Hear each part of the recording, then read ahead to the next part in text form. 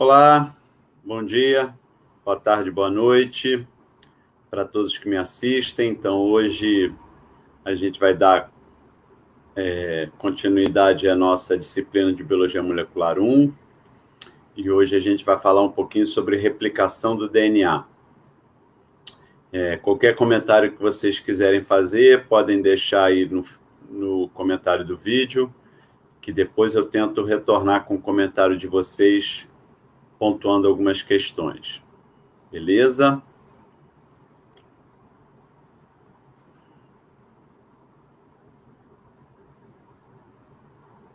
Então vamos lá, eu tenho que ficar testando ao mesmo tempo aqui se está gravando. Então vou só fazer alguns testes aqui, mas eu acho que está tudo certo aí com a nossa gravação.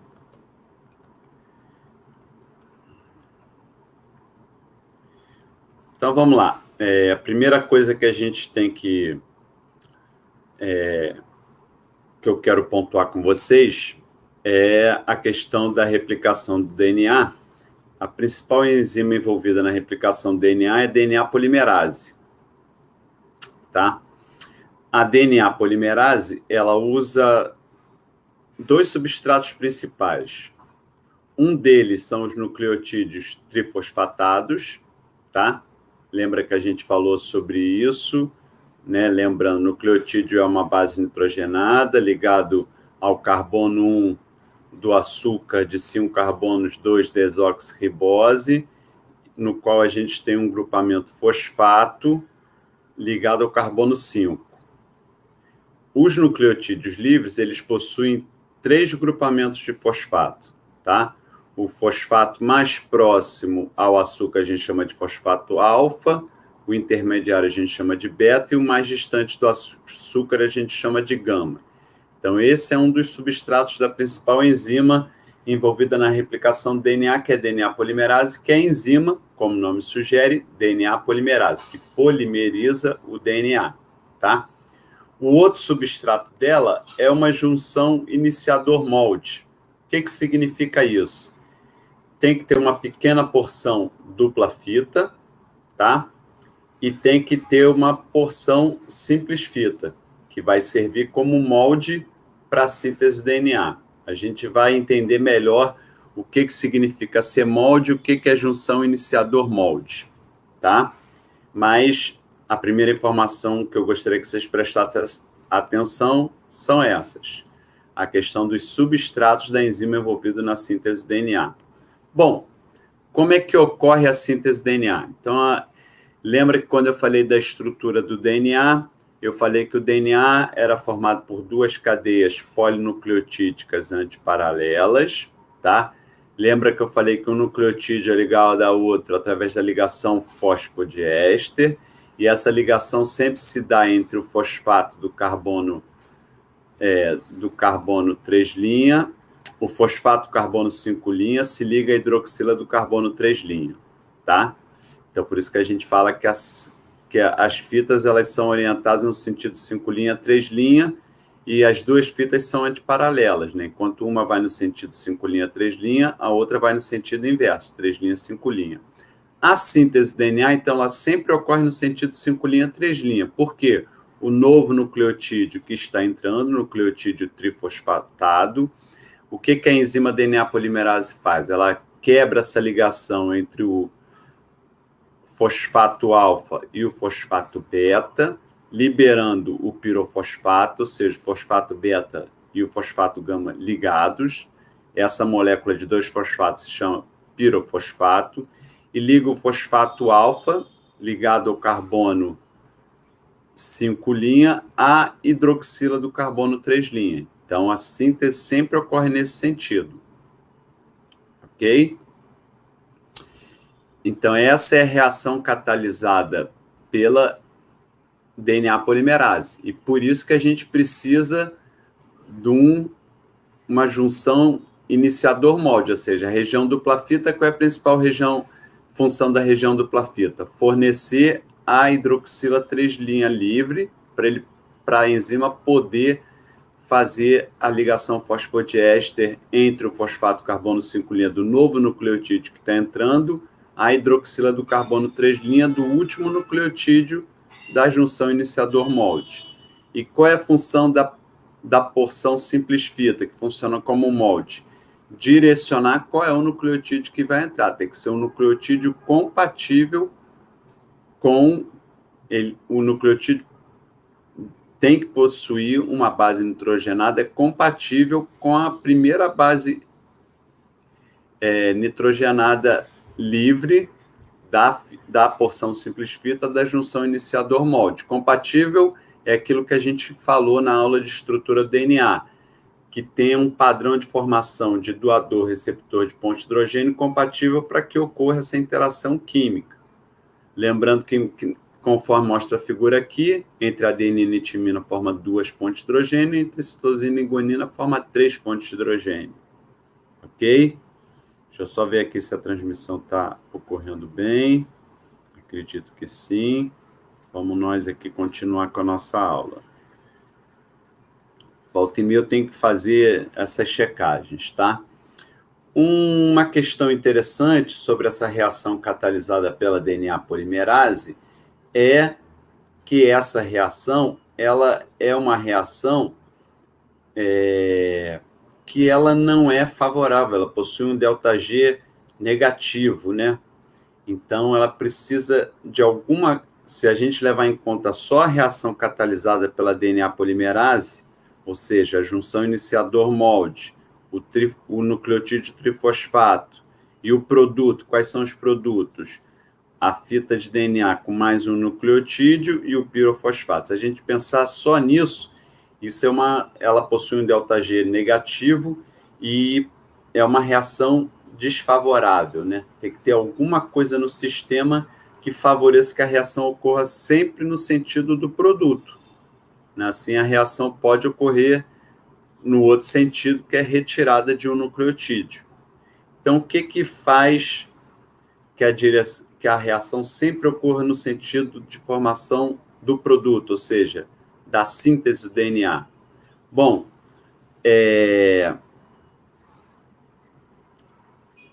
o que faz com que essa reação seja favorável é a quebra do pirofosfato em 2 moléculas de fosfato, pela enzima pirofosfatase. Quando a gente leva em conta o ΔG da reação da síntese do DNA pela DNA polimerase e da reação de quebra do pirofosfato em 2 moléculas de fosfato, o ΔG já fica bem negativo. Antes o ΔG ele estava muito próximo de zero, não era uma reação favorável para que ela ocorresse sempre dentro da célula, no sentido de formação do produto, e agora o ΔG fica bem negativo, fazendo com que ele ocorra sempre na direção do produto. Por quê?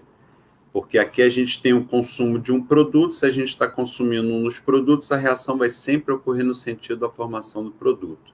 E aí a gente torna essa reação extremamente favorável, mas levando em conta a ação da pirofosfatase. E isso na célula ocorre. Existe pirofosfatase dentro da célula, tá? E essa reação ocorre dentro da célula sempre na direção da formação da síntese do DNA. Bom, então, a gente pode ter várias questões envolvidas, né? Eu já debati uma primeira questão, que é o que garante que a reação ocorra sempre no sentido de síntese. Dei para vocês os dados de ΔG. Agora a gente tem mais 2 perguntas que a gente pode se fazer, ou 2 questionamentos que eu gostaria de discutir com vocês. Primeiro, o que garante a adição do nucleotídeo correto? Segundo, dentro do núcleo, no caso das células eucariotas, ou no citoplasma das bactérias, no caso das células procariotas, como é que a DNA polimerase discrimina um desoxinucleotídeo trifosfatado de um ribonucleotídeo trifosfatado? Levando em conta principalmente que os ribonucleotídeos trifosfatados eles estão numa concentração 10 vezes superior ao dos desoxinucleotídeos trifosfatados. Então, eu vou debater um pouquinho essas questões com vocês e mostrar como é que isso é possível ocorrer dentro da célula. Tá? Então, a primeira questão que eu gostaria de debater com vocês é que a síntese do DNA, ou seja, a formação da ligação fosfodiéster, que é a ligação entre o fosfato alfa a hidroxila do nucleotídeo anterior, ela, para que ela ocorra, então a gente pensando aqui, ó, vamos ver se vocês entendem o desenho. Então, nesse esquema que eu estou botando aqui, aqui é o sítio ativo da enzima. Então, no sítio ativo da enzima. Então, eu estou falando isso a nível molecular, tá certo? Então, a gente está falando aqui dos nucleotídeos livres, estamos falando aqui da nossa junção iniciador-molde, estamos falando aqui da ação da enzima. Então, isso aqui é o local da enzima, ou seja, o sítio ativo. Vocês, com certeza, debateram esse conceito nas aulas de bioquímica de vocês. No sítio ativo da enzima, onde ocorre a síntese, precisa que essa ligação fosfodiéster ela esteja nas condições ideais. Então, a primeira questão é, caso ocorra um pareamento correto entre o nucleotídeo que está entrando e o nucleotídeo da fita molde, esse grupamento fosfato fica a uma distância ideal da hidroxila para que ocorra esse ataque nucleofílico ao fosfato alfa e quebre a ligação do fosfato alfa com fosfato beta. A enzima DNA polimerase catalisa essa reação química.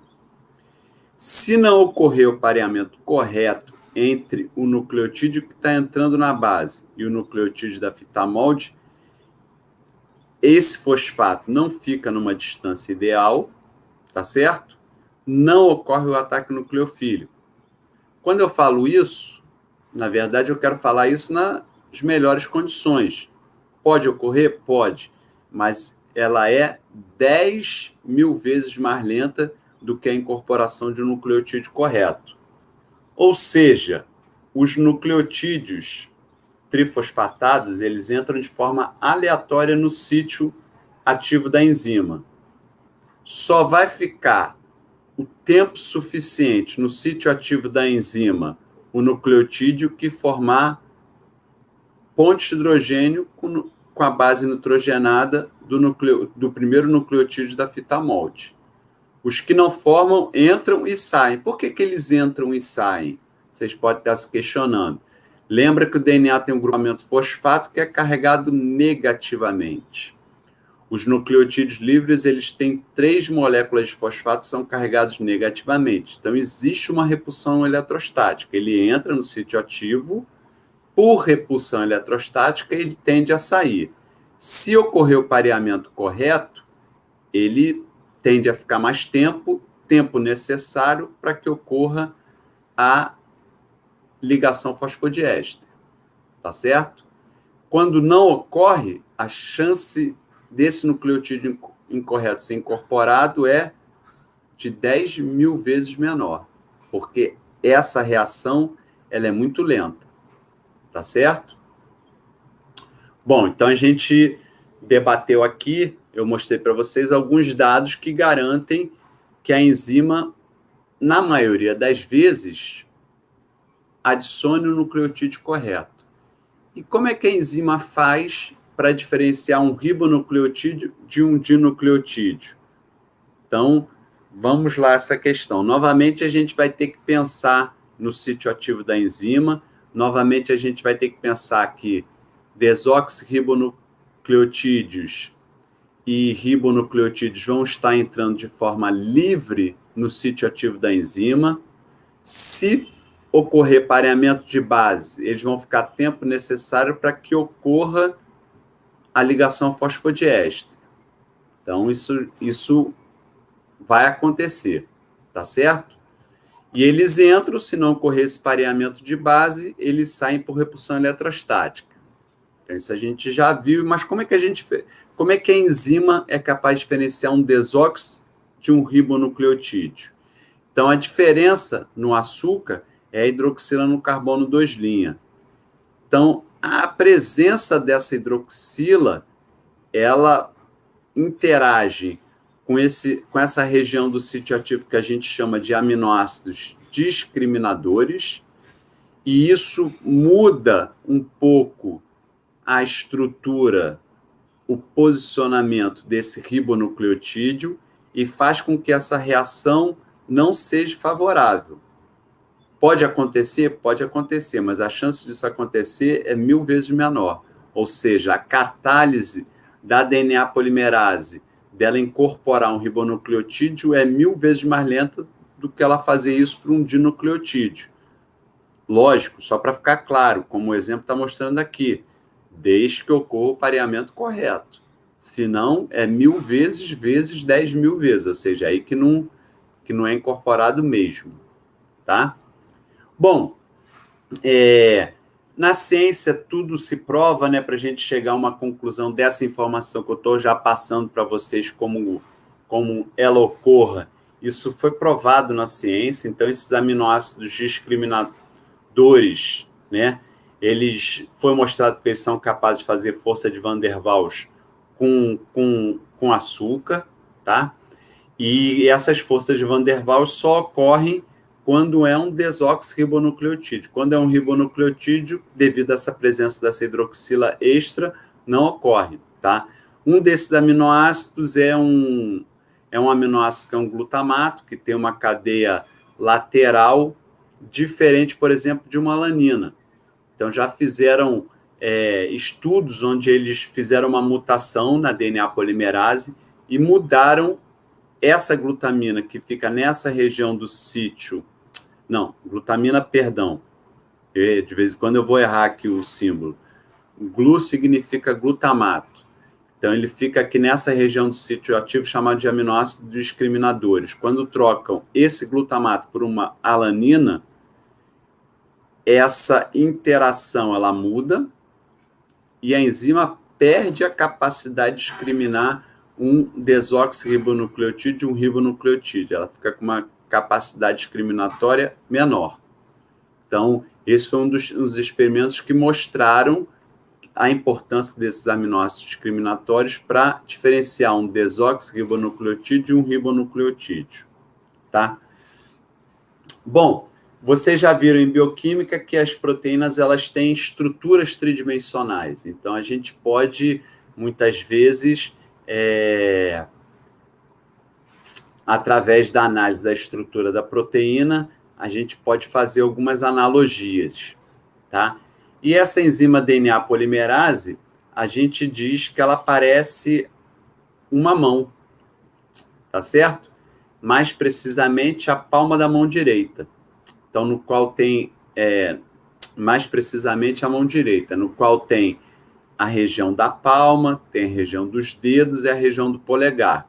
Isso tudo baseado na estrutura da proteína, tá? Aqui é uma estrutura mais convencional, aqui já é um esquema para facilitar algumas questões que eu vou colocar aqui para vocês, para exemplificar melhor a função de cada uma dessas regiões. Bom, a síntese do DNA ela ocorre numa região da palma, tá? Entre os dedos e o polegar. Então, essa região é composta por folhas beta, no qual a gente tem a ligação de cátions divalentes, principalmente magnésio e zinco, que eles auxiliam na ligação dos desoxirribonucleotídeos, tá? Vamos ver algumas dessas informações com mais detalhe, tá? E aqui, por exemplo, então, aqui está o esquema do desenho das... Então, vocês devem talvez reconhecer isso, né? Alfa-hélice, folha beta, né? E aqui o esquema da fita do DNA. Bom, eu falei que os cátions divalentes, eles têm papel na síntese do DNA. Então, eles são cofatores da reação catalisada pela enzima DNA polimerase. Qual seria o papel deles? Então, são cátions divalentes, a gente está falando de uma molécula de DNA que é carregada negativamente, a gente está falando dos nucleotídeos que são carregados negativamente. Então, a função desses cátions divalentes é estabilizar a carga. Então, geralmente, se usa 2 cátions divalentes, um um deles facilita, estabiliza a formação do oxiânion, que é a estrutura necessária que tem que ser formada dessa hidroxila do último nucleotídeo da junção iniciador-molde, da região dupla fita da junção iniciador-molde, para que ocorra o ataque nucleofílico entre o fosfato alfa e o beta e ocorra a reação da ligação fosfodiéstica catalisada pela enzima DNA polimerase. Então, um dos cátions ajuda na formação e na estabilização desse oxiânion. E o outro cátion ajuda na neutralização das cargas do nucleotídeo para que não ocorra a repulsão eletrostática. Tá certo? Além disso, a gente também tem a participação de 2 resíduos de aspartato no sítio ativo da enzima, que são bem importantes nessa catálise enzimática. Tá? Bom, uma característica que eu gostaria de falar com vocês, que o domínio da palma faz ponte de hidrogênio de forma não específica com bases da cavidade menor do DNA recém-sintetizado, tá? Novamente, apenas se esses nucleotídeos estiverem corretamente pareados. Se a gente não, né? Mas uma vez que a gente tenha um nucleotídeo que não forma ponte hidrogênio incorporada à molécula de DNA, isso leva a uma redução na afinidade, tá? Do sítio ativo da enzima. Então, se esse último nucleotídeo incorporado ocorreu a ligação fosfodiéster, esse último nucleotídeo incorporado não formar ponte hidrogênio com o nucleotídeo da fita molde, o sítio ativo da enzima perde a afinidade e a catálise fica mais lenta ainda, e geralmente isso leva a uma liberação da junção iniciador-molde do sítio de síntese da enzima, levando essa fita que está sendo sintetizada para um outro lugar da palma onde ocorre a revisão. Tá? A gente vai falar um pouquinho mais adiante sobre isso, sobre o sítio de revisão da enzima DNA polimerase. O que eu gostaria de falar um pouquinho antes disso para vocês é a função da região da proteína que a gente faz essa analogia com os dedos e com o polegar, tá? Bom, a função dos dedos é estimular a catálise. De que forma ele faz isso? Tá?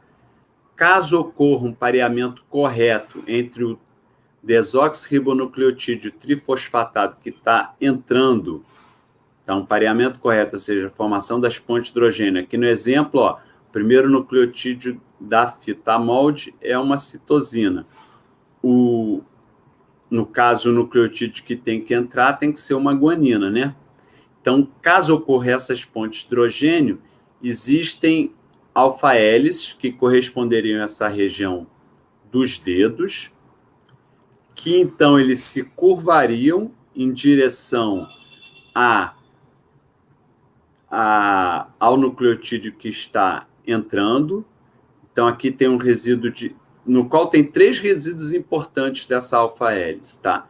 Um resíduo é tirosina, ele vai formar interações com a base nitrogenada, estabilizando a base aqui, e outros 2 resíduos são resíduos de lisina e arginina, que são, lembra que eu falei lá nas histonas, que lisina e arginina são aminoácidos que em pH 7 são aminoácidos polares carregados positivamente? Então, pois bem, eles são importantes também para neutralizar a carga desse fosfato, fazendo com que agora esse nucleotídeo que pareou corretamente fique o tempo necessário para que ocorra essa ligação fosfodiéster. Outra função importante dos dedos é fazer com que apenas um único nucleotídeo da fita molde fique no sítio ativo da enzima, justamente para não confundir a enzima de qual é o nucleotídeo que vai estar servindo como molde. Todo o restante da fita da fita molde, ou seja, da região simples fita, ficar fora do sítio ativo, e quem determina essa curvatura também é a região da DNA polimerase, que a gente faz essa analogia com os dedos, tá? Que é justamente isso que eu estou mostrando aqui nessa figura aqui de forma agora mais detalhada, né? Então, ela proporciona isso, ela proporciona uma dobra na porção simples fita, fazendo com que apenas um único nucleotídeo da fita molde, da porção simples fita da fita molde, fique no sítio ativo da enzima, para facilitar qual é o nucleotídeo que vai entrar aqui e formar essa interação com o DNA molde. Bom, e quais seriam as funções do polegar? As funções do polegar é manter a posição correta do iniciador e do sítio ativo e auxiliar na manutenção dessa associação forte. Aí ele faz muitas interações eletrostáticas com o esqueleto fosfato. Então, se ele faz interações eletrostáticas com o esqueleto fosfato, essa região do polegar deve ter uma grande quantidade de resíduos polares carregados positivamente, como arginina e lisina. Então, ele fecha, né? Que nem está mostrando aqui nesse esquema. Ele fecha. E essa característica é bastante importante em enzimas DNA polimerases que a gente chama de processivas. Eu vou tentar explicar isso para vocês. Então, a ligação da DNA polimerase ao substrato, a junção iniciador-molde, é uma etapa lenta da reação. Quando a enzima tem alta processividade, o que significa processividade? Ele é capaz de sintetizar o DNA, ou seja, ela é capaz de catalisar reações uma depois da outra, ela liga o nucleotídeo, liga outro, liga outro, liga outro, sem se desligar do substrato. Então, quando ela é capaz de fazer essas reações em série, ela é chamada de uma enzima processiva, tá certo? Geralmente, as enzimas processivas, elas têm essa característica de fazer uma ligação de 1000 bases por segundo, tá? Então, ela pode, sem se desligar do DNA, ela pode sintetizar até 50.000 pares de base. E as enzimas pouco processivas ou não processivas, elas fazem isso. Adicionam um nucleotídeo e se desligam do DNA. Então, elas fazem a síntese de uma base por segundo, tá certo? A gente tem esses dois tipos de enzima no nosso conjunto de DNAs polimerases, que a gente tem várias DNAs polimerases, tá? Daqui a pouco eu vou voltar sobre essa questão dos diferentes tipos de DNA polimerase e voltar essa questão de frisar quando elas são processivas e não ou quando elas têm alta processividade e baixa processividade. Deixa eu fazer mais uma checagem aqui, se a transmissão está correta. Maravilha, tudo ocorrendo bem. Então, vamos lá. A taxa de mutação básica dos organismos é de um erro a cada 10 a 10 bases adicionadas. Tá? A gente vai ter uma aula sobre mutação, onde eu vou estar falando melhor sobre o que são mutações, e vai estar sendo falado melhor também sobre os mecanismos de reparo. O que eu quero agora nessa aula frisar para vocês é o mecanismo de reparo básico que a própria DNA polimerase faz, tá? Bom, como é que ocorre esse um erro a cada 10 a 10 bases adicionadas? Se a gente pensar assim, isso ocorre por causa do pareamento de bases. Não, só geometria não é suficiente. Além disso, lembra que quando eu falei de estrutura do DNA, eu falei sobre os tautômeros de base? Então, os tautômeros de base são aquelas moléculas que tem, quando a gente pensa na composição química, se a gente enumerar o número de carbono, número de hidrogênio, número de oxigênio, número de nitrogênio, é a mesma, mas ela tem posições diferentes de alguns compostos. Por exemplo, nessa aqui, até a figura que eu usei naquele dia, naquela aula, né? você tem a mudança da posição de um hidrogênio. Então, isso vai mudar o padrão de formação de pares de base. Então, isso vai levar a mutações, tá?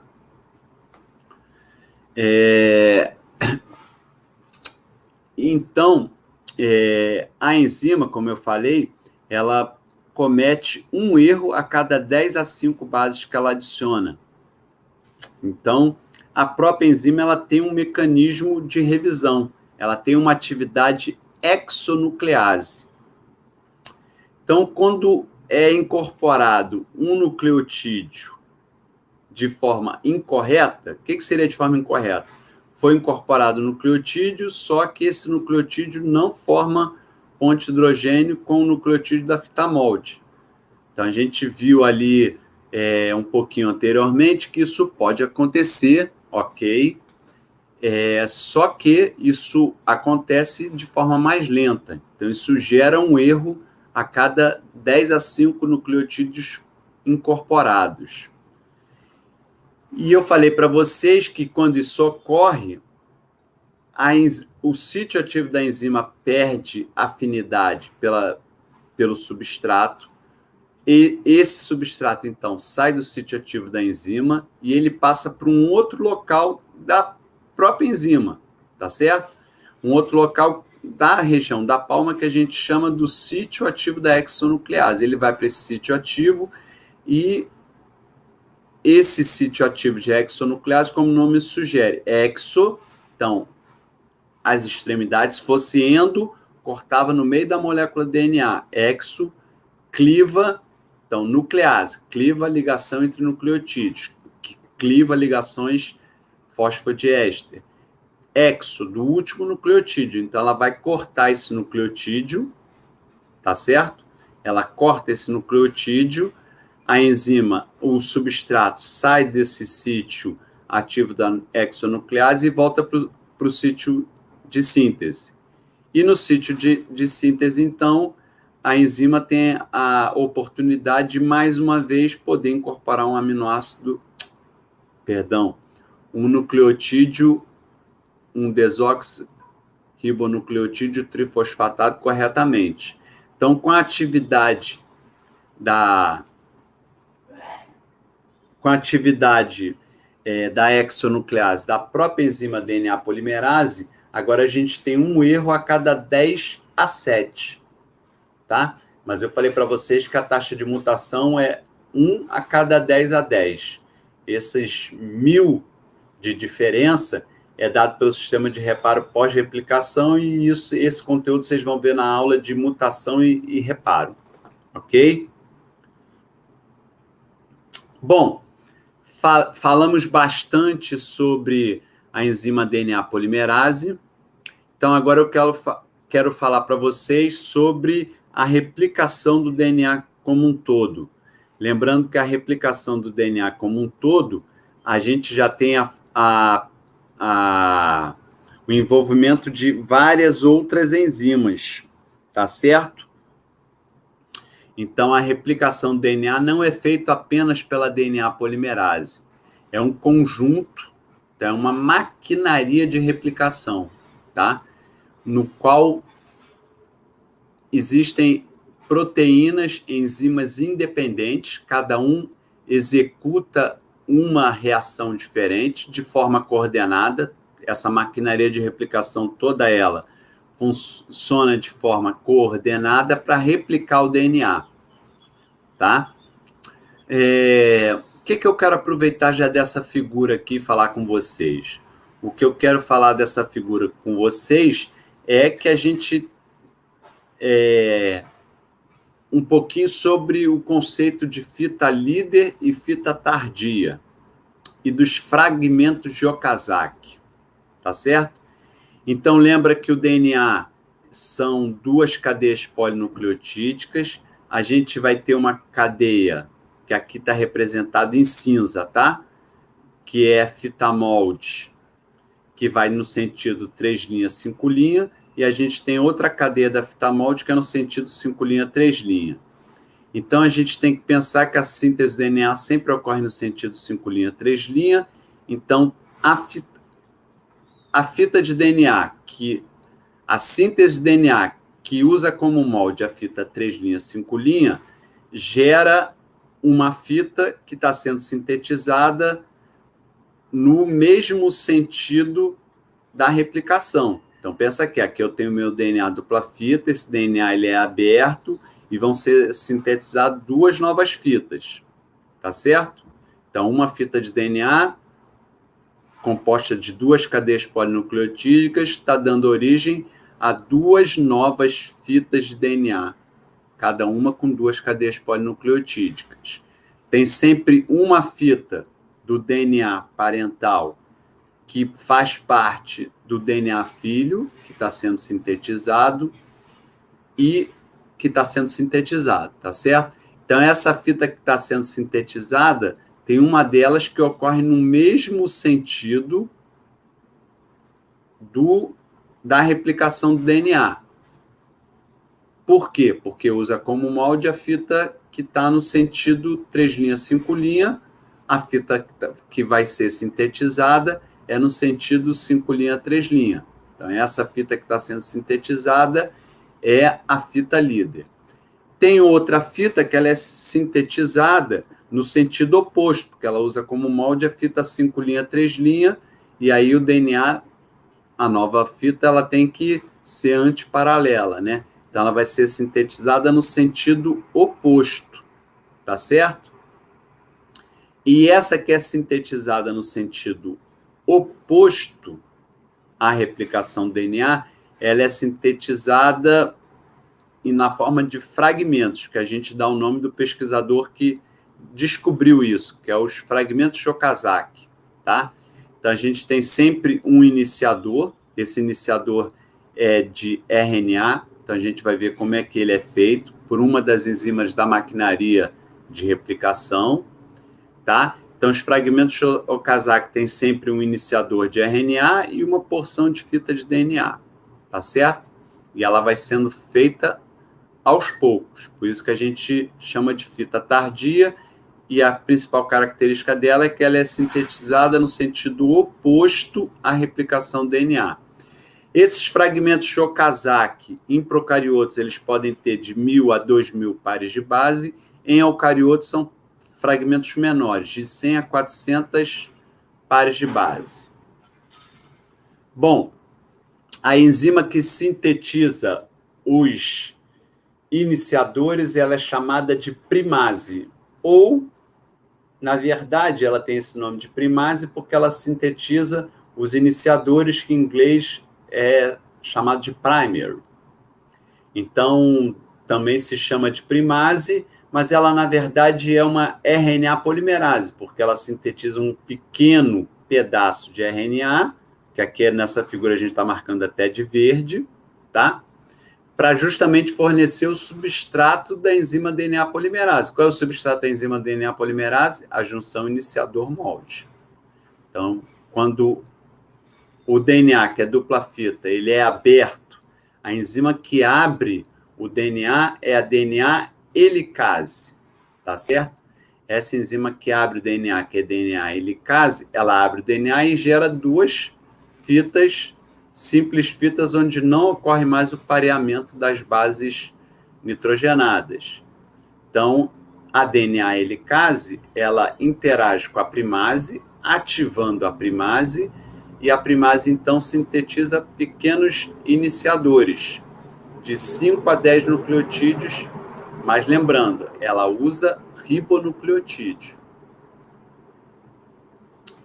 Bom, então eu já falei de 3 enzimas da maquinaria de replicação. Falei sobre a DNA polimerase, falei sobre a DNA helicase, que abre o DNA. Mais à frente a gente vai falar um pouquinho mais da DNA helicase. E falei sobre a primase, que é a RNA polimerase, que participa da maquinaria de replicação e sintetiza os iniciadores. Então, por exemplo, aqui eu tenho o DNA e aqui ainda temos os iniciadores. Então, faz parte da maquinaria de replicação a ação de RNase H. O que é RNase H? É RNase, como o nome sugere, é a enzima que degrada RNA. E por que H? Porque ela não degrada qualquer RNA, ela degrada RNA híbrido, ou seja, RNA ligado a uma molécula de DNA, tá certo? Então, a RNase degrada esse iniciador. Na verdade, ela degrada quase todo o iniciador. O iniciador que tem a ligação fosfodiéster com os pedaços de DNA, ela não consegue degradar esse último nucleotídeo, isso é degradado por uma outra enzima da maquinaria de replicação, que é a exonuclease 5' e aí pronto, aqui você já tem uma junção iniciador-molde, tem uma DNA polimerase, aqui pode ser uma DNA polimerase de baixa processividade, que é aquela que sintetiza uma base por segundo, que não tem capacidade de fazer várias ligações fosfodiésteres sem se desligar do DNA. Então, ela vem e sintetiza esse pedaço de DNA que é necessário sintetizar depois da degradação do iniciador, tá certo? Essa última, então, ela vai sintetizando, acabou a fita molde, ela para de sintetizar. Falta aqui uma última ligação fosfodiéster, que é feita pela DNA ligase. Então, pronto, agora a gente tinha um iniciador aqui na molécula de DNA, pela ação de duas enzimas, esse iniciador foi completamente clivado, pela ação de uma DNA polimerase, esse pedaço de DNA foi feito, e essa última ligação fosfodiéster é feita pela DNA ligase. Então, falei de outras 3 enzimas que participam da maquinaria de replicação. Essas últimas 3 enzimas que eu falei, elas participam principalmente da finalização da replicação. Bom, o que eu gostaria de falar para vocês sobre DNA helicase? A DNA helicase, então, qual é o papel dela? O papel da DNA helicase é só é abrir a molécula de DNA que vai ser replicada, tá? Então, ela faz isso com gasto de ATP, então ela precisa da energia da molécula de ATP para catalisar a reação. Que reação é essa? A quebra das pontes de hidrogênio entre 2 cadeias polinucleotídicas do DNA, tá certo? Ela possui polaridade, ela faz isso numa direção, que é a direção de síntese do DNA, ou seja, a direção da replicação do DNA. Bom, como eu falei, são várias, então, eu já falei da primase, já falei da DNA helicase, falei da RNase H, falei da exonuclease 5', falei da DNA ligase, e agora eu vou falar de uma outra proteína, que é a proteína ligadora de DNA simples fita, Single Strand Binding Protein. Então, a gente dá essa sigla aqui de SSB, de Single Strand Binding Protein, ou proteína ligadora de DNA simples fita. Tá certo? O que ela faz?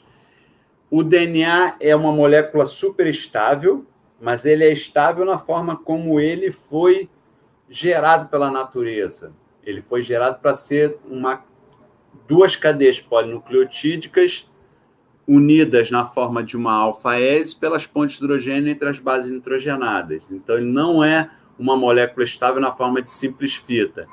Quem estabiliza essa cadeia polinucleotídica de DNA na forma de simples fita é a proteína de ligação DNA simples fita. O que ele faz é manter o DNA de forma alongada, tá certo? E é uma ligação cooperativa. O que significa uma ligação cooperativa?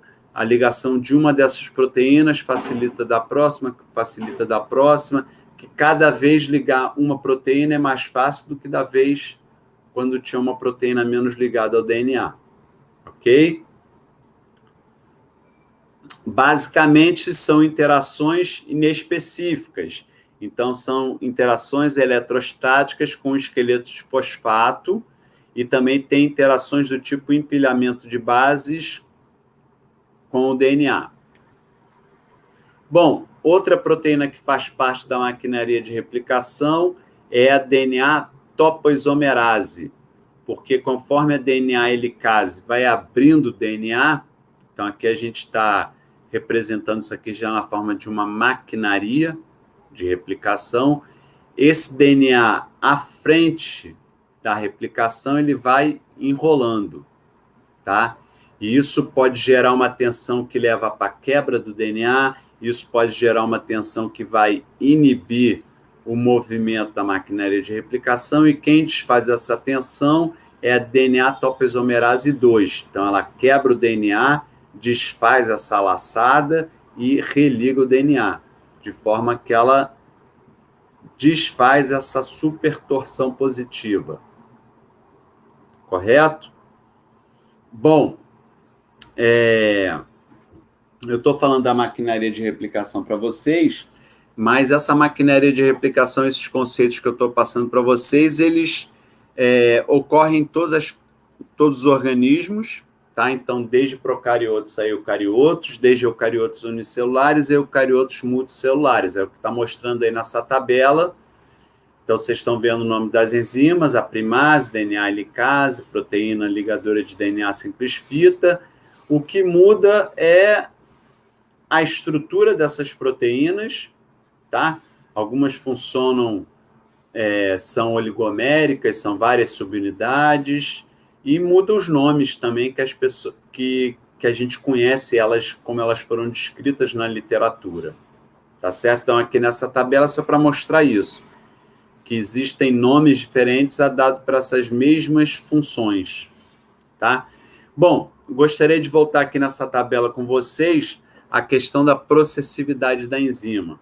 Novamente, essa tabela também mostra que as enzimas têm nomes diferentes dependendo dos organismos que a gente está lidando, e uma questão que vocês podem ver que tem, com relação ao DNA polimerase, os organismos eles têm várias DNAs polimerases, tá? Então, os procariotos têm 6 DNAs polimerases diferentes, e eucariotos têm bastantes DNAs polimerases. Todas essas aqui são todas DNAs polimerases diferentes. Algumas são compostas de apenas uma subunidade, outras de várias subunidades, tá? Isso varia, e essa informação está sendo mostrada aqui na figura. Mas a principal questão que eu queria tratar com vocês é a questão da processividade. Então, existe enzimas de DNA polimerases de baixa processividade, que estariam envolvidas principalmente naquela síntese do DNA gerado por aquele buraco após a degradação dos iniciadores, e tem as enzimas de alta processividade, que seriam principalmente envolvidas na replicação do DNA, tá? Principalmente no DNA da fita líder. Lembra que tem a história da fita líder e da fita tardia. Então, isso é muito comum no DNA, na síntese do DNA. Durante a síntese do DNA, a gente ter a troca das enzimas envolvidas, tá? Então, como vocês... quer dizer, talvez eu tenha faltado chamar atenção para isso. Tem enzimas de DNA polimerase que já são associadas com a primase, e tem enzimas que não são associadas com a primase, mas têm alta processividade. Então, isso ocorre a todo momento. Por exemplo, na fita tardia, está toda hora trocando qual é a DNA polimerase que vai ser usada. Agora é a DNA polimerase associada com a primase para fazer o iniciador. Agora é DNA polimerase de alta processividade. Então, essas alterações elas ocorrem durante a síntese de DNA, são processos dinâmicos. E outra proteína que também participa ativamente disso é o grampo deslizante, tá? E o grampo deslizante ele é bastante responsável pelo aumento da processividade da enzima. Então, ele é um anel que circula o DNA. Então, existe uma enzima que coloca os grampos deslizantes. Daqui a pouco eu vou mostrar um esquema disso. Esse grampo deslizante, então, interage com a DNA polimerase e mantém a DNA polimerase ligada ao DNA, aumentando a processividade da enzima, tá? Então, basicamente, aqui está a estrutura, um esquema do DNA e do grampo deslizante. tá? Aqui um esquema só muda a forma da gente ver.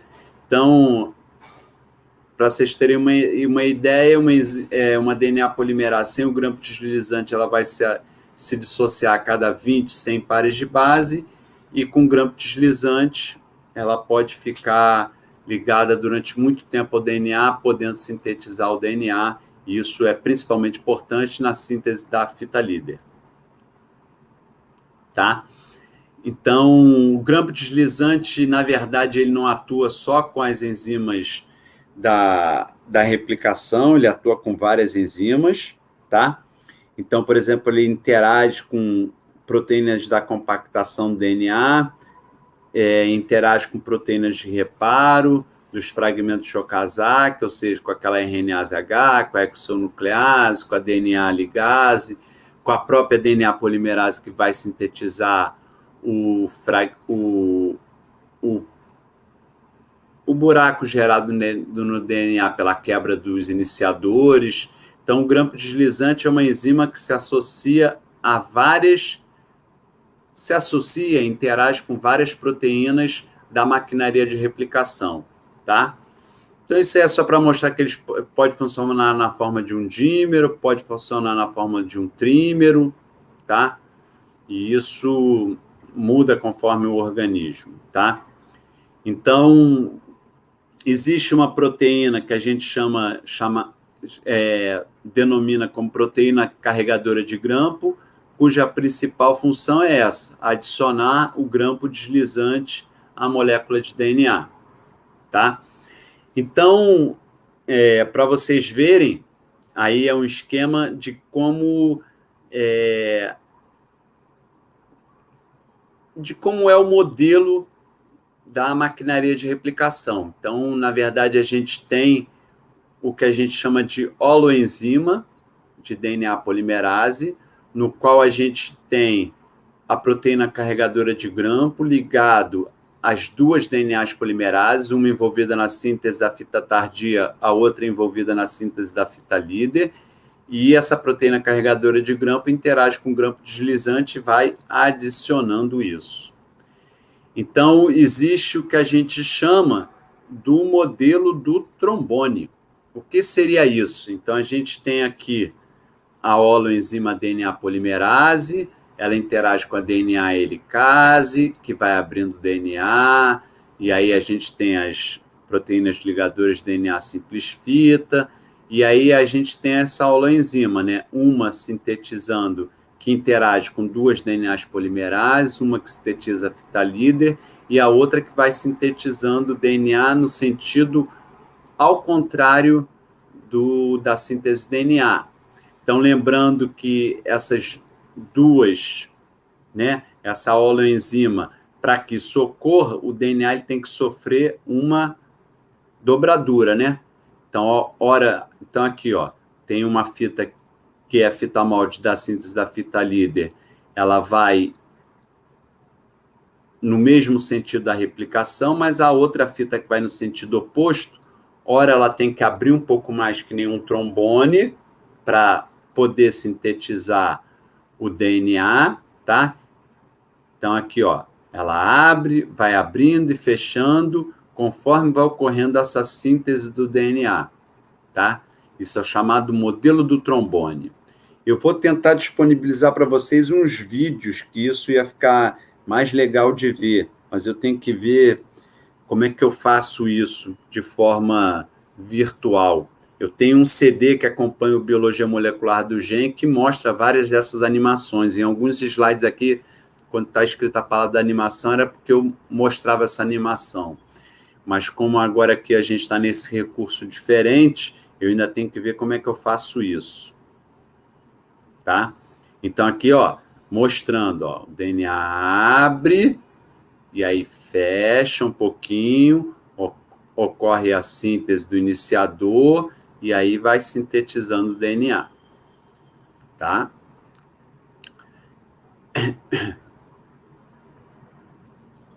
Então,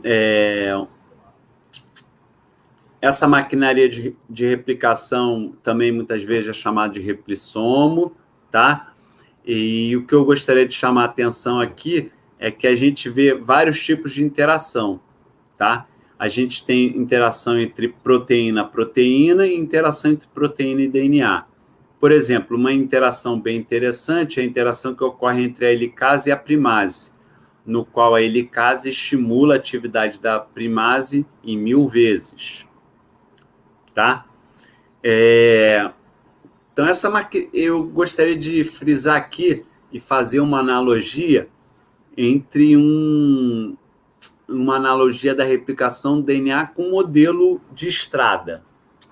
Para vocês, parece simples que eu passei esses conceitos para vocês, né?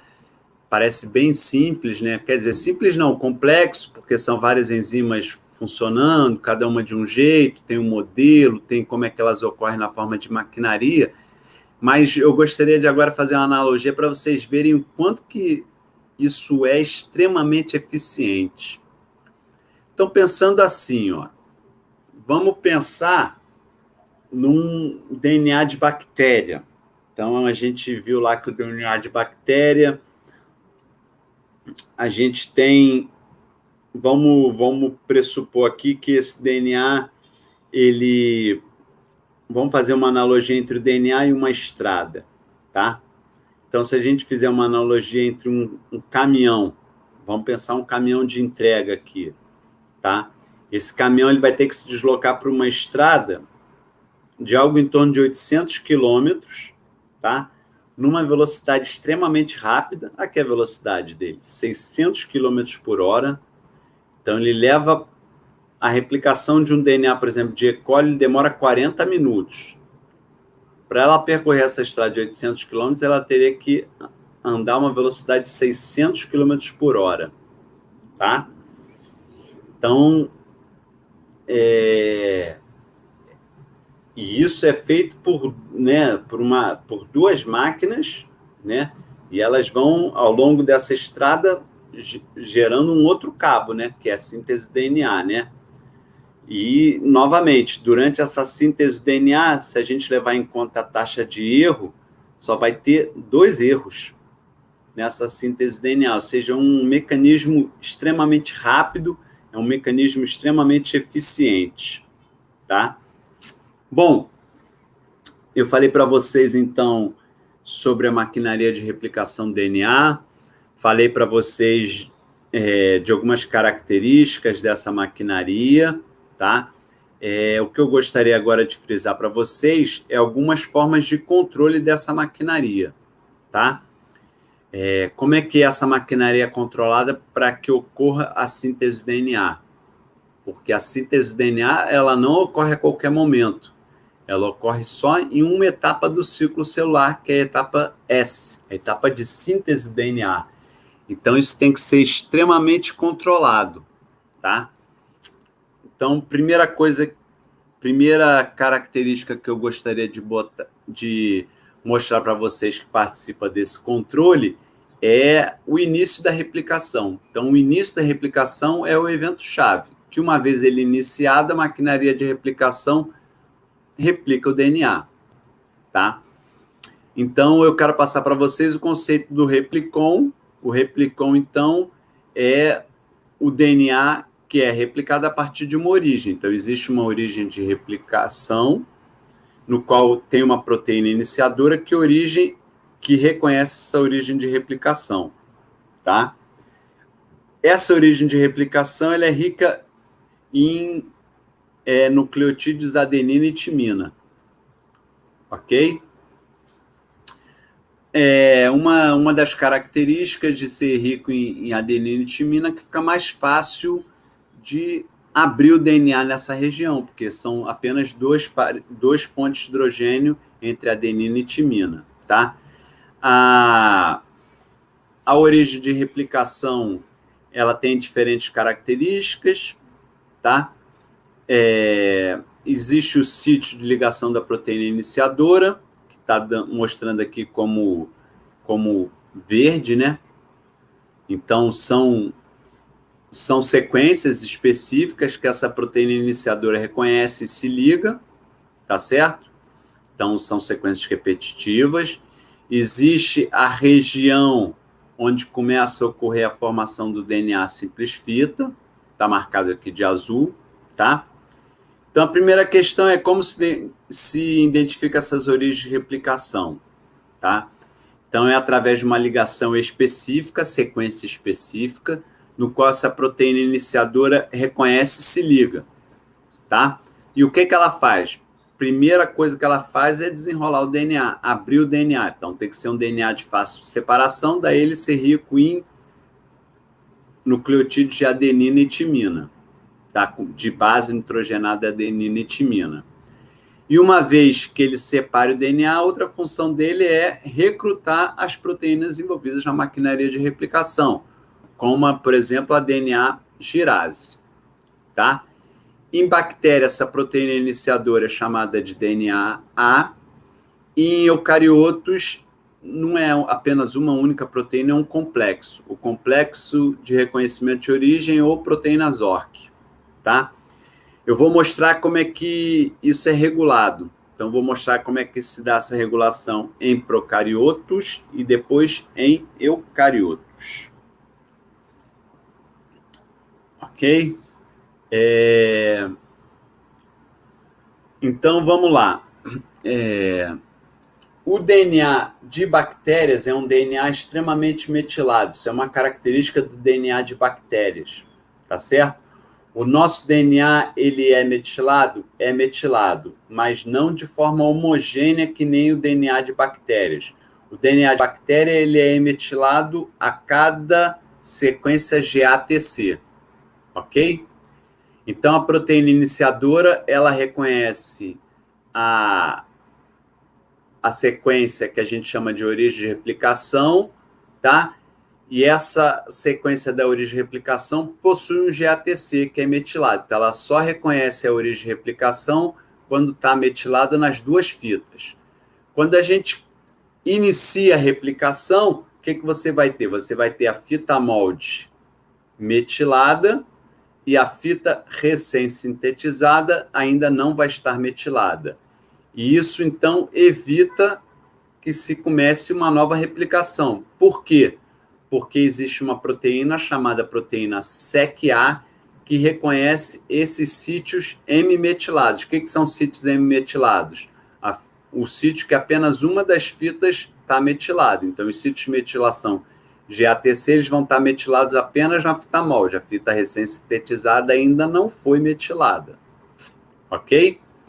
Então, a SEC-A se liga e evita, então, que a proteína iniciadora, que é DNA-A, se ligue ao sítio de replicação, inibindo o início de uma nova replicação. Ela permanece o tempo suficiente para que ocorra a replicação do DNA completo.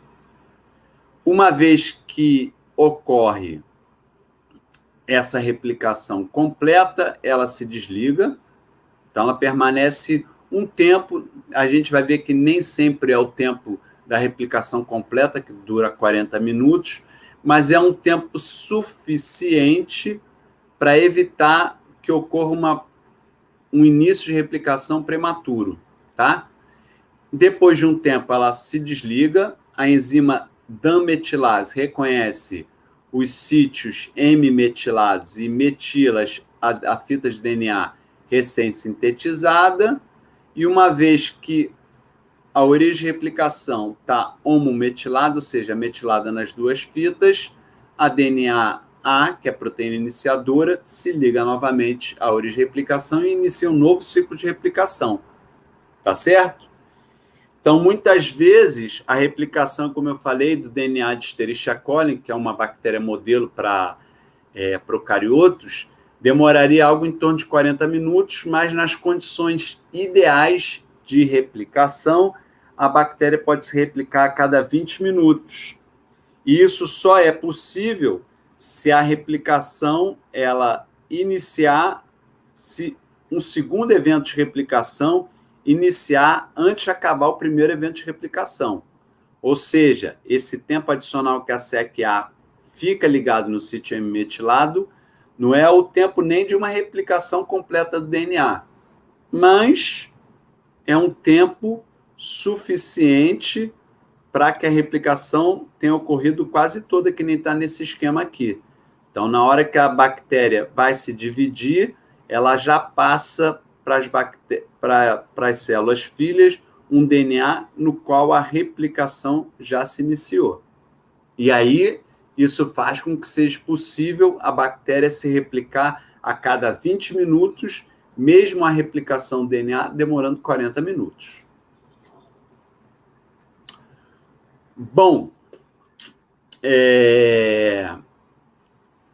então, novamente, né, só frisando então que a proteína iniciadora, ela vai ter que se ligar ao sítio de iniciação, recrutar a DNA helicase, a DNA helicase, por sua vez, recruta a DNA primase, por sua vez, vem a holoenzima DNA polimerase, e então a gente tem aqui, ó, cada maquinaria dessa vai para uma direção, tá? Então, o DNA vai sendo aberto, cada uma por uma DNA helicase num sentido, elas vão sintetizando, cada holoenzima DNA polimerase vai sintetizando DNA num sentido, então, replicação, aqui a gente está falando de um DNA circular, DNA de bactéria, tá? Então, ela vai, se a gente tem duas maquinarias, cada uma sintetizando num sentido, aqui a gente vê a fita líder, a fita tardia, aquele esquema do modelo do trombone, tá? Então, é sempre muito interessante como é que isso ocorre, né? Se existem, né, duas hipóteses, né? Que essas maquinarias de replicação elas ocorram de forma independente, a gente tem a participação da DNA helicase dirigindo a síntese de DNA para sentidos opostos, como a gente tem a ação das DNAs helicases associadas, e o DNA vai passando pelas DNAs helicases, e as duas DNAs holoenzimas funcionam próximas. São hipóteses, né? Bom, a replicação de eucariotos também, também tem seus desafios, tá? E o principal desafio é replicar todo o DNA antes de ocorrer a divisão, tá? Porque se isso não ocorrer, a gente pode passar cromossomos que têm apenas fragmentos, tá? Se, por exemplo, tá aqui, ó, esse pedaço aqui ainda não tem um DNA não replicado, mas já tem um centrômero. Eu falei na aula sobre estrutura de DNA, cromossomos, que o centrômero era responsável durante a fase de mitose por se ligar aos fusos mitóticos e promover a ida de cada cromátide irmã para um polo da célula. Então, a gente tem que garantir que esse processo só ocorra depois de todo o DNA ter sido replicado, tá? Bom, o DNA de eucariotos é um DNA muito maior do que um DNA de bactérias. Então, a gente tem várias origens de replicação, tá certo? Para tornar o processo rápido, tá? Então, você tem que replicar todo o DNA de uma única vez. Então, a gente tem várias origens de replicação, a gente tem vários trechos do DNA sendo replicados de forma independente, tá? Então, agora a gente vai ver como é que ocorre a replicação do DNA. Não, vamos lá. O melhor termo aqui é como ocorre a regulação do início da replicação do DNA em eucariotos. Então, a primeira questão é que o reconhecimento e o início da replicação em eucariotos, ele ocorre em fases distintas do ciclo celular, diferente do procarioto. Em procarioto, tudo ocorre na fase S, na fase de síntese. Já em eucariotos, o reconhecimento e a montagem da maquinaria envolvida com o início da replicação ocorre na fase G1, e a ativação e o início da replicação propriamente dito ocorre na fase S. Então, a gente tem aqui, ó, vou começar a mostrar algumas das proteínas envolvidas. A gente tem o complexo reconhecedor de origem, as proteínas ORCs reconhecendo a origem de replicação. As proteínas CD6 e CDT1 se ligam às proteínas ORCs e depois se liga a DNA girase, ou MCM, tá certo? Então, isso aqui é o reconhecimento e a montagem do início da replicação. Isso ocorre na fase G1. Depois, então, na fase de G1 é aquela fase de intervalo entre a mitose e a fase de síntese. Na fase de síntese, então, a gente tem o início da replicação. Isso, a gente tem o envolvimento, então, para que ocorra o início da replicação de duas quinases, a DDK e a CDK, que elas fosforilam as proteínas CD6 e CDT1, e essas proteínas fosforiladas, elas se desligam do complexo ORC. A proteína CD6 fosforilada, ela é, inclusive, degradada. E a CDT1 fosforilada, ela se desliga do complexo ORC, permitindo, então, a ligação das outras proteínas da maquinaria de replicação e o início da replicação. Bom, vamos só deixar claro aqui a função das proteínas CDKs. Então, a principal função é ativação do complexo pré-replicativo e inibição da formação de novos complexos pré-replicativos. Como é que isso é feito? Vamos lá. Então, vamos ver essa questão. Então, a gente tem uma fase do ciclo celular que essas CDKs elas têm baixa atividade, então elas permitem a formação do complexo pré-replicativo e não ativam o complexo replicativo. Então, isso ocorre na fase G1. E tem uma fase do ciclo celular, que é a fase S, no qual a atividade das proteínas CDKs está alta. Então, elas ativam o complexo replicativo através da fosforilação de CD6 e CDT1 e inibem a formação de novos complexos pré-replicativos. Por quê? Porque a CD6 fosforilada é degradada e a CDT1 fosforilada não se liga à origem de replicação. Então, isso aqui, agora eu vou mostrar isso mostrando o ciclo celular. Então, a fase G1 é a fase onde a atividade CDK está baixa, permite a formação do complexo pré-replicativo, mas ele não é ativado.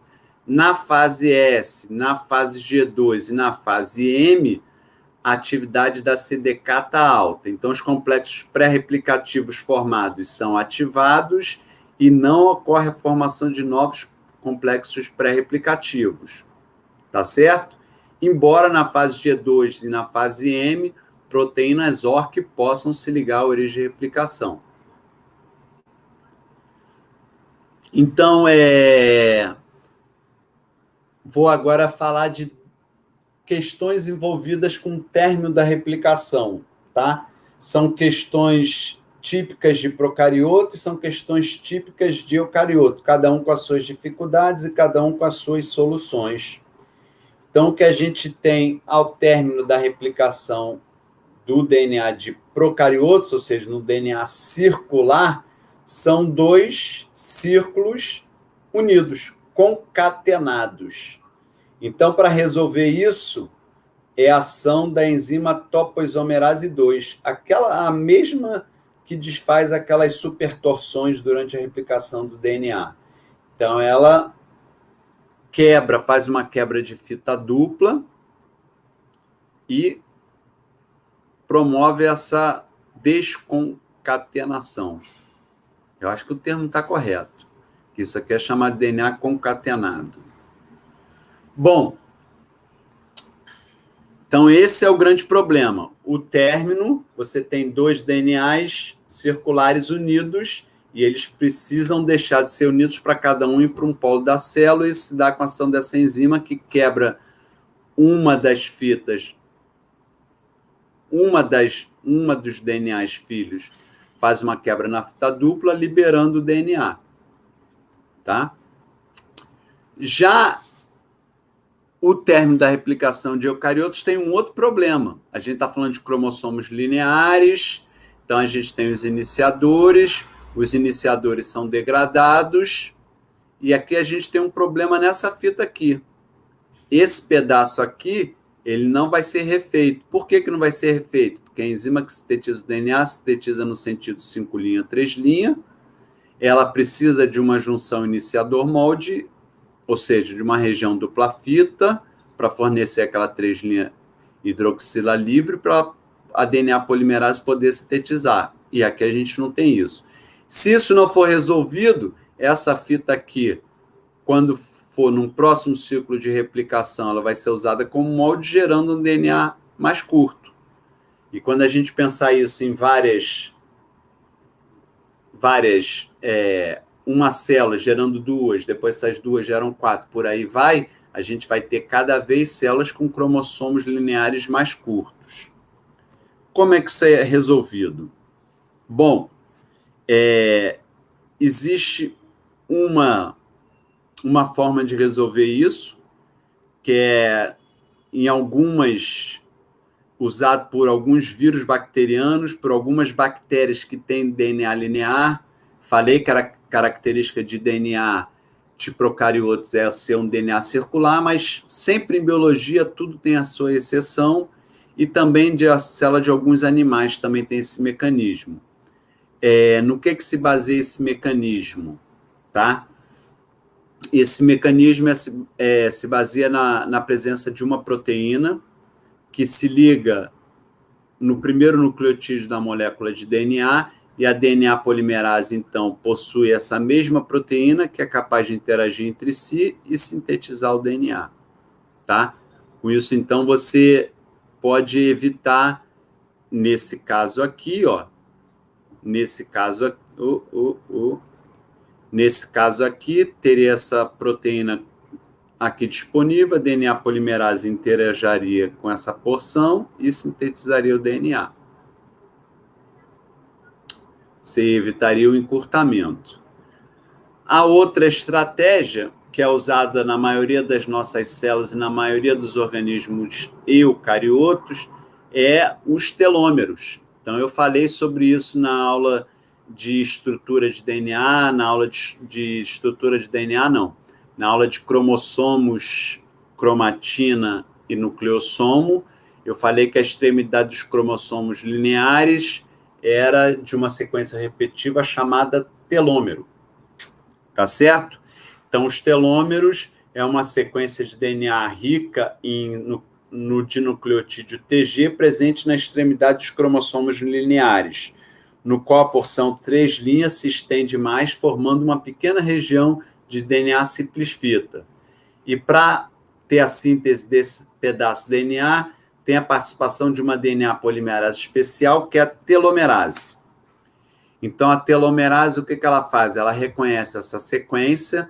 Por que ela reconhece essa sequência? Porque ela possui um DNA, um ácido nucleico guia. Não é nem um DNA, é um RNA, que é o chamado RNA da telomerase, que possui uma sequência complementar à sequência repetitiva da DNA polimerase. Então, tá vendo? Aqui a sequência, eu falei que era uma sequência rica em TG, a sequência é essa aqui, TT, A, G, G, G.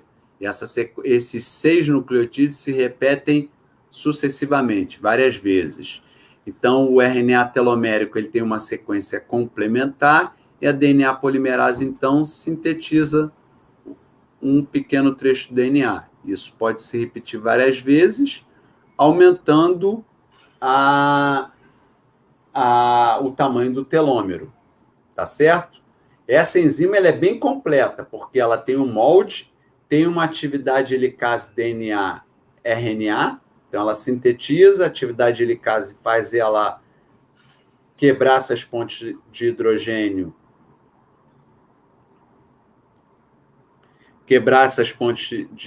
entre o DNA que ela sintetizou e o seu RNA da telomerase, que funcionou como um molde, e ela repete. e ela tem uma boa processividade. Então, ela repete e estende o DNA.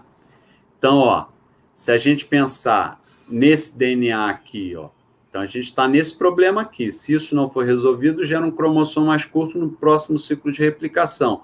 Qual é a solução? A DNA polimerase estende essa fita 3'. Estendendo essa fita 3', permite, então, que venha uma primase, sintetiza um pequeno iniciador e mais DNA. Então, você gera um novo fragmento de Okazaki. Tá certo? Bem interessante, né? Então, a gente tem a ação da enzima DNA polimerase e, novamente, esse é o problema apenas na fita tardia, na fita que é gerada pela formação dos fragmentos de Okazaki, tá? A ação da telomerase... Peraí, que eu acho que deu algum problema aqui. Deixa eu só ver aqui. Deu. Deixa eu voltar aqui. Deixa eu ver se recuperou. Eita.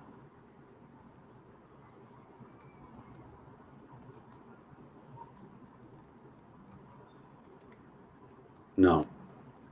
Peraí, vou ter que... Deu um problema aqui. Mas eu resolvo isso aqui rápido.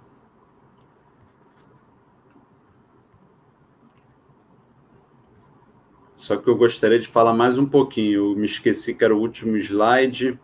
E aí foi que foi.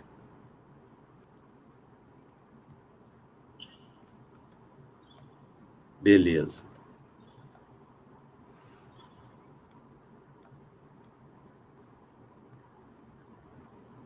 Vou ter que voltar tudo de novo aqui, mas é rápido também.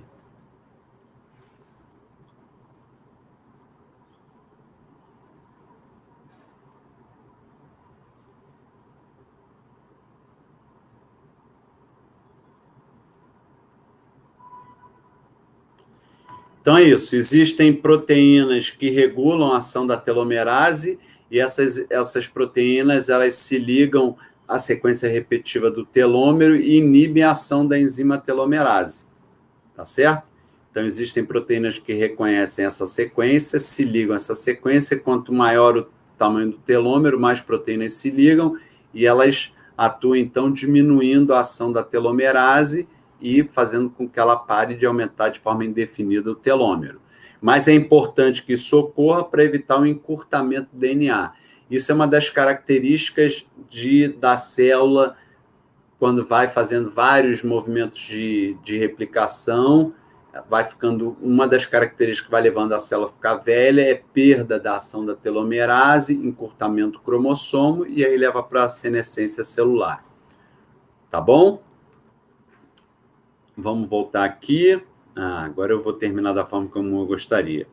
Então é isso. Esse era o conteúdo que eu queria abordar na aula de hoje, tá? Você já tem uma avaliação, se vocês quiserem fazer algum comentário, podem fazer, e eu vou tentar sempre responder o comentário de vocês após a aula seguinte, tá? Vou gravar um vídeo respondendo ou comentando o comentário de vocês quando eu achar pertinente também, né? Tá bom? Valeu, um abraço, bons estudos.